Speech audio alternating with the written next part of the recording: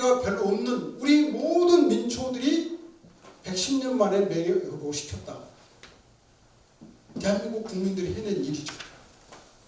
이게 지금 우리의 역사에 어떻게 보면 도도한 흐름이지 않을까 이런 생각을 해봅니다. 자, 이제 시간 체크해 주세요. 생명의 살림의 군대였다고 하는 건 이해가 됐겠죠? 그 다음에 이제 동학혁명이 살림혁명이라는 것도 이해가 되실 것 같은데, 자, 이제 혁명 얘기로 넘어가겠습니다. 여러분은 혁명을 꿈꾸십니까? 안 꿈꾸십니까? 꿈꾸죠? 그럼 혁명 그러면 딱 떠오르는 이미지가 있어요. 볼셰비키 혁명, 프랑스 혁명, 태평천국 혁명. 왜 혁명 그러면 동학혁명이 바로 떠올라야 되는데 안 떠오를까? 이게 이제 제 숙제입니다. 자, 혁명은 준비 기간이 있어야 되겠죠. 조직이 있어야 되겠죠.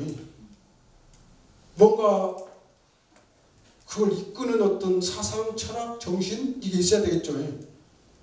보통 이제 그 영어로 말하는 리볼루션을 보면 낡고 문제가 많은 체제를 일시적 폭력을 동원해서라도 타도하고 새로운 체제를 건설하는 거, 보통 이렇게 이제 리볼루션이 나옵니다. 동학혁명은 그런 의미에서 리볼루션이 절대 아니더라고. 학계에서 학자의 양심을 걸고 연구자의 양심을 걸고 동학혁명이 혁명이다라고 얘기하는 사람은 한 명도 없어요. 그 참 희한해요. 그것도 희한하더라고요. 그래가지고 이거 여기에다 한번 승부를 걸어야 되겠다. 그래가지고 제가 2011년에 일본 교토대학에 1년간 초빙 교수로 가 있으면서 1년 내내 혁명만 공부했어요. 어떤 혁명? 동양에 있어서의 혁명.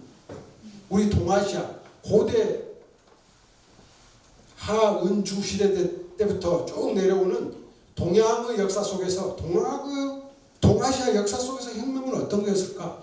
그랬더니 혁명 얘기의 고전이 서경이더라고요. 거기에 보면 명을 혁하는 게 혁명이에요. 동아시아에서 명을 혁하는. 그럼 명은 무엇의 약자냐면 천명.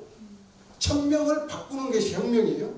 그러면 하늘이 이제 누구한테 천명을 줬다는 거죠. 하늘의 명령을 황제나 임금한테 또는 그 나라 그 민족을 이끄는 최고의 상층부한테 그 내려준 천명이 뭐냐? 안민이에요. 백성을 편안히 하게. 안민은 세 가지입니다. 민초들의 생명과 민초들의 생활과 민초들의 생업을 보장하는 것이 안민이에요. 이걸 황제가, 군주가, 임금이, 지배층이 못해. 그걸 못하는 걸 뭐라고 하냐면 항민이요 기민이라고 해요. 백성들, 민초들을 학대하고 버리는 것이. 그러면 그놈을 바꿔버리는 것. 이것이 동학의 혁명이죠. 그걸 이제 가장 구체적으로 잘 밝혀놓은 고전이 맹자죠.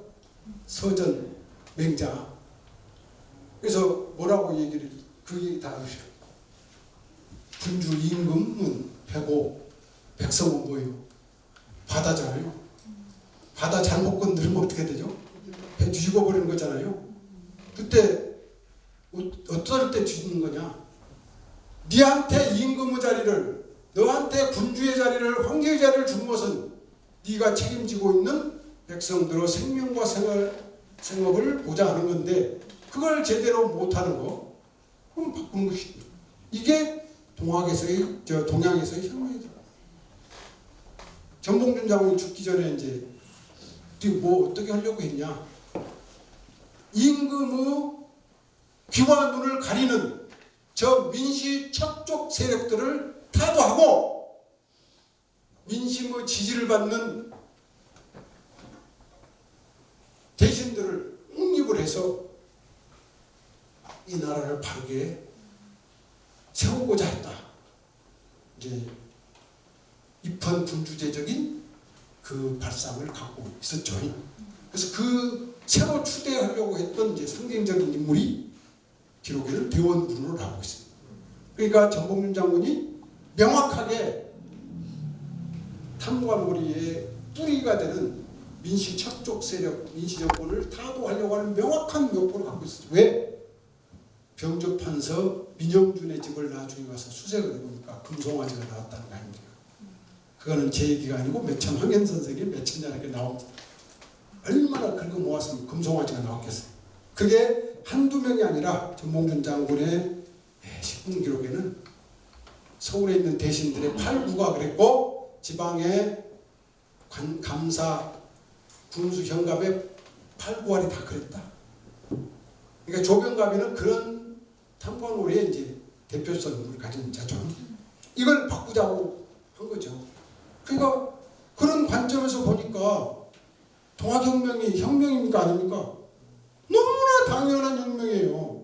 그런데 이제 핵심은 혁명은 그러면 뭐 하자는 거냐 이겁니다. 이제 혁명은 그걸 이제 우리 남도가 나온 위대한 시인 있죠. 김지아 시인이 대설남에서 멋지게 혁명을 표현했습니다. 가장 그냥 탁 꽂히게 혁명은 거두어 앉는 것이다.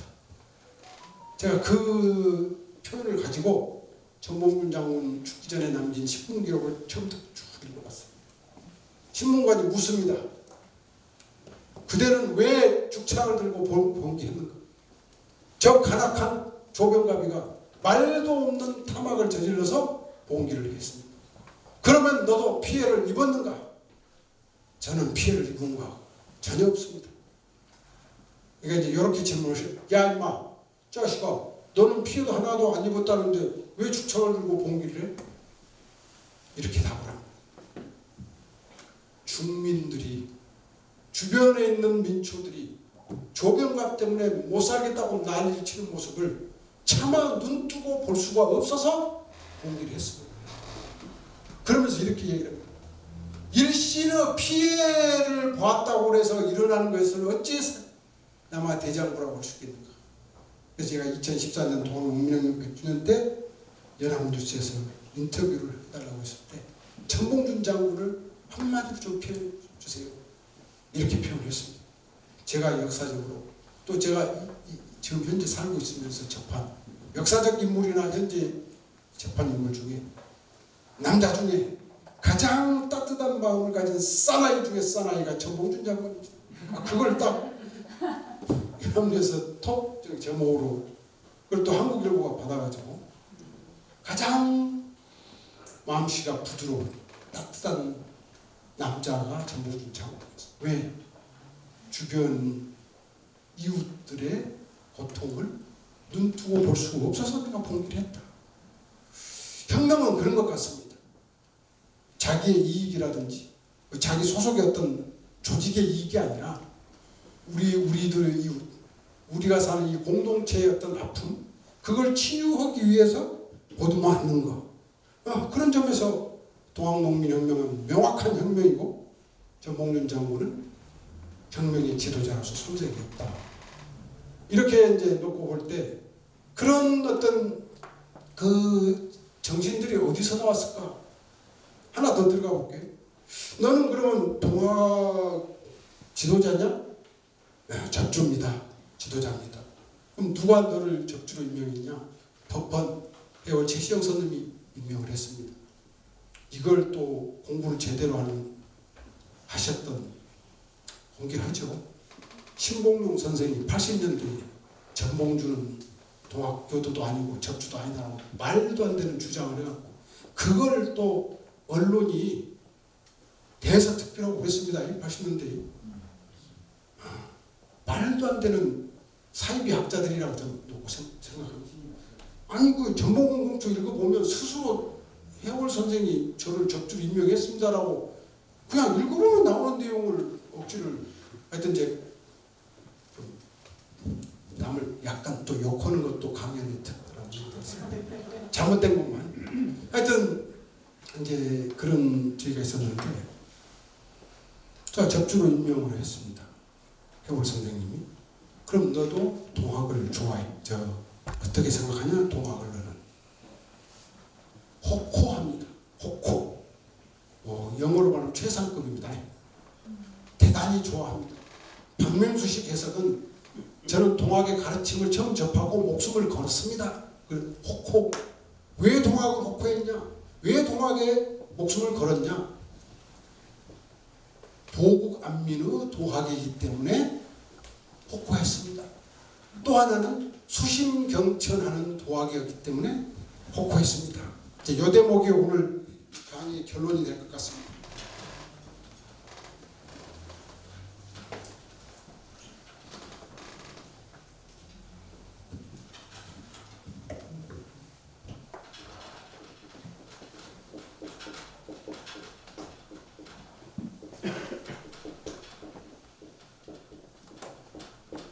도국안민의 도이기 때문에 목숨을 걸었고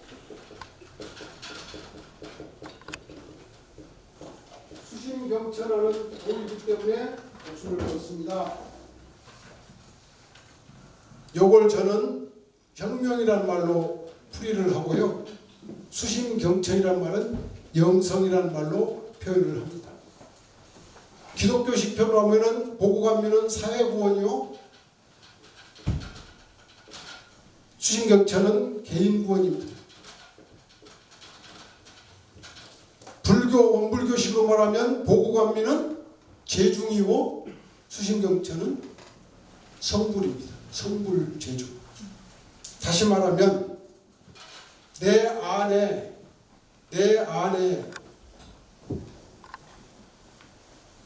뭔가가 이렇게 제대로 된 신령스러운